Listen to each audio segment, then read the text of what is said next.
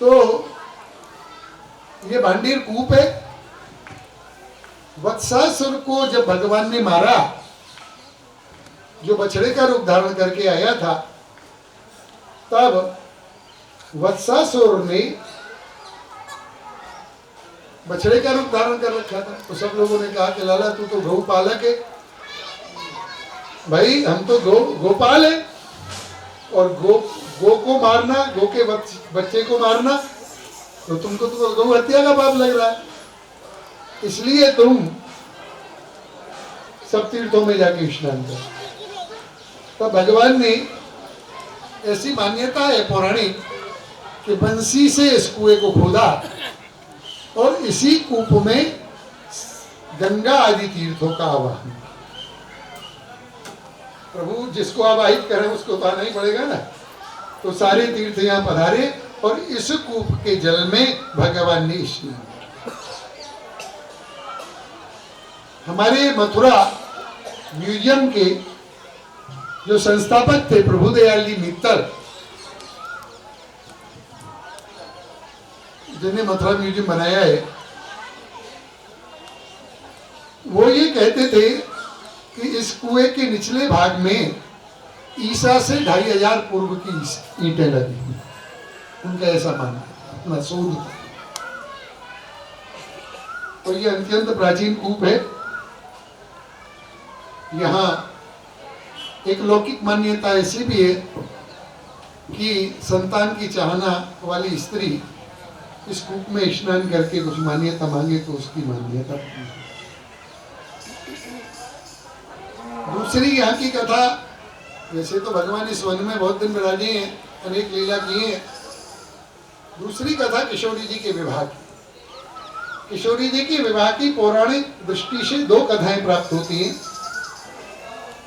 एक संकेत वन में और एक भांडी में। दोनों ही प्रभु के साथ।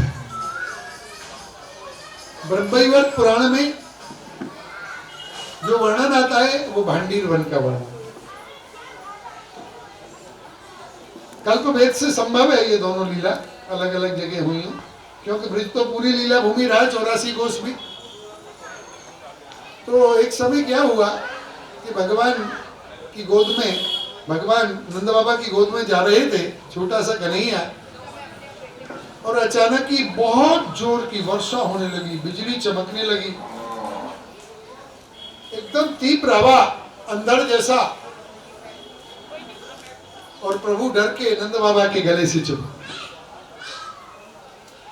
नंद बाबा को वहां जो उस समय गौधन वन में घूम रहा था, उसको इकट्ठा करके संरक्षित करना था।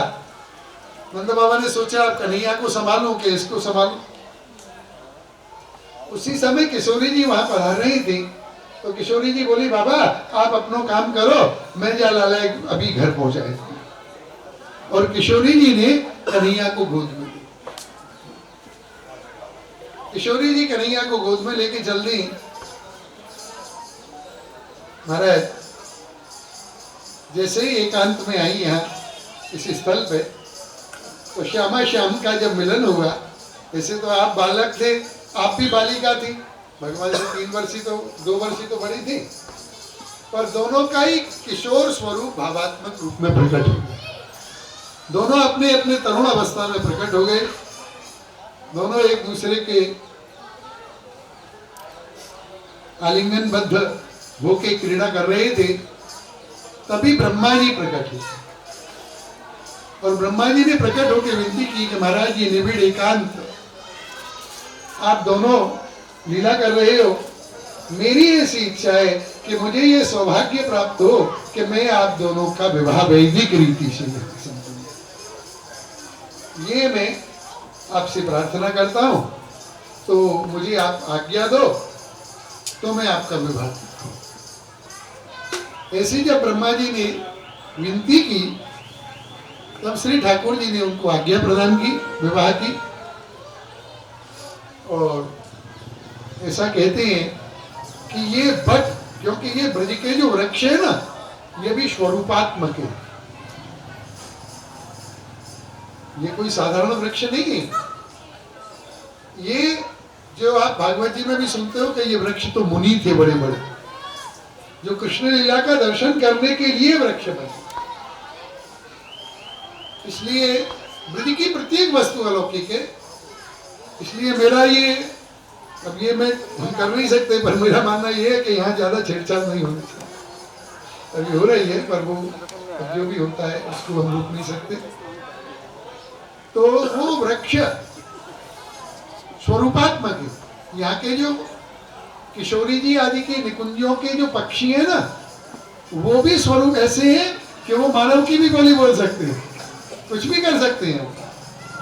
वो सब स्वरूपात्मक है, साधारण नहीं है। और उन निकुंजों को तो हम देख भी नहीं सकते, बाह्य दृष्टि से उनका दर्शन नहीं होता। वो तो केवल भगवत कृपा से अत्यंत अंतरंग अवस्था वाले जो सिद्ध पुरुष है ना, उनको ही उन निकुंजों का आज भी दर्शन है। तो जब ब्रह्मा जी ने विनती की तो ये भांडीर वट इसने अपनी शाखाएं इतनी प्रकट की कि उन शाखाओं में ही मंडप का निर्माण, सघन वृक्षावली की ओर अनेक पुष्प भी वहां सुरभित होके एक सुंदर मंडप का निर्माण हो गया। उस मंडप में श्री राधा गोविंद का विवाह ब्रह्मा जी ने संपन्न कराया और उस लीला का दर्शन नंद बाबा को भी पीछे हुआ। जो कि नंद बाबा जब ठाकुर जी बहुत देर तक घर नहीं पधारे, वहां गोधन को संगठित करके नंद बाबा घर पहुंचे तो ठाकुर जी तो घर पर पहुंचे ही नहीं। तो नंद बाबा ने भी आके उसका दर्शन किया। नंद बाबा ने कहा, मुझको तो गर्गाचार्य जी पहले ही ये सब बता चुके हैं कि ये तो कृष्ण पर ब्रह्म है।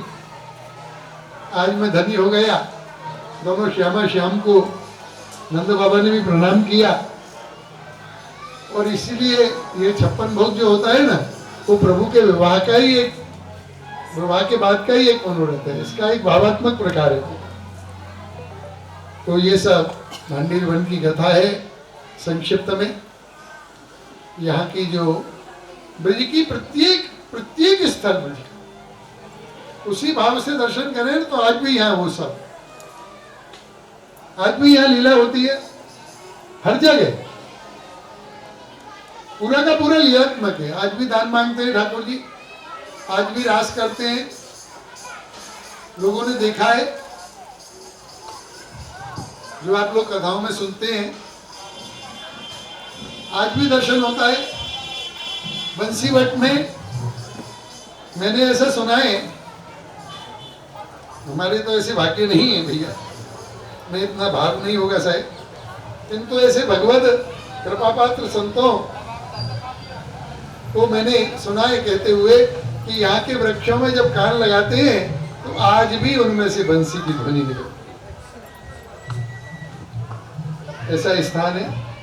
तो ये सब लीलात्मक स्थल है। इन लीलात्मक स्थलों को बार बार प्रणाम हम करें। यहाँ के वृक्षों को, यहाँ की लताओं को, यहाँ के औषधियों को, और इस स्थल का आनंद प्राप्त करें। जय श्री राधे, जय श्री कृष्ण। बोलो श्री गोवर्धन नाथ की, श्री बाल कृष्ण लाल की।